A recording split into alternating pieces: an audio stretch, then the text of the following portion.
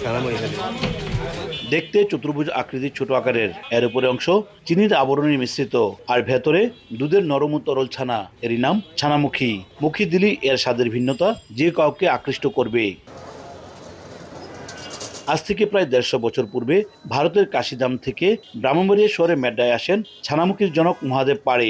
সেখান থেকে তিনি শিবরাম মোদকের দোকানে কারিগরের কাজ নেন। ওই দোকানে তিনি প্রথম ছানামুখী তৈরি করেন। আলহামদুলিল্লাহ, অনেক সুন্দর, অনেক ভালো, অনেক সুস্বাদু। আমি চাই যেন এই পণ্যটা বিদেশেও যাক। ব্রাহ্মণবাড়িয়ার ছানামুখী আসলে ব্র্যান্ড, যারা অন্যান্য জেলার লোক তারা সবাই যেন আসে যেন একবার ট্রাই করে। আমি প্রত্যেক মাসের ১-২ বার এখানে আসি ছানামুখির জন্য।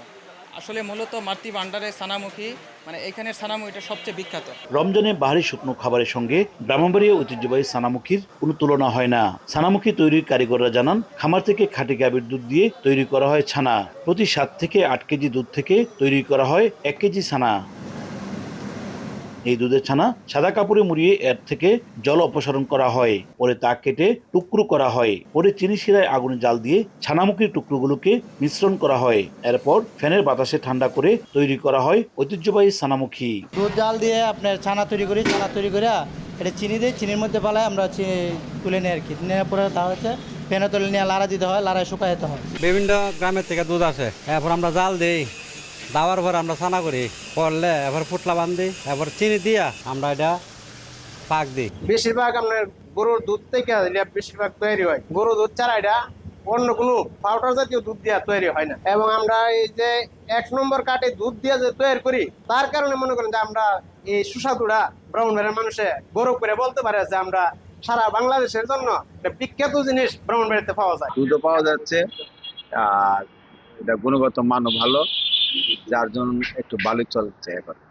শুধু ব্রাহ্মণবাড়িতে তৈরি হয়, দেশে বাংলাদেশে আর কোথাও এটা তৈরি হয় না।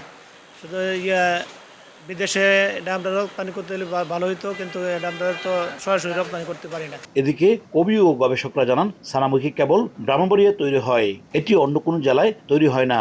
ব্রাহ্মণবাড়িয়া যুগ যুগ ধরে এই ঐতিহ্যবাহী মিষ্টিটির সুনাম ধরে রেখেছে। অন্যান্য মিষ্টি তো অন্যান্য জেলাতেও তৈরি হয়, কিন্তু ছানামুখী শুধু ব্রাহ্মণবাড়িয়ার একটি ঐতিহ্য। এটি ব্রাহ্মণবাড়িয়া ছাড়া আর কোথাও তৈরি হয় না। ছানামুখীটা এই বাইরের লোকজন খেয়েও এর প্রশংসা করে থাকেন। ব্রাহ্মণবাড়িয়া জেলা শহরের নিউ সিনেমা রোড, মাতৃ ভান্ডার সহ মহাদেবপট্টিতে এখনো টিকে আছে অন্তত ২০টি মিষ্টির দোকান। ইতিমধ্যে ছানামুখীকে জিআই স্বীকৃতি দেওয়া হয়েছে। উজ্জ্বল চক্রবর্তী, সময় সংবাদ, ব্রাহ্মণবাড়িয়া।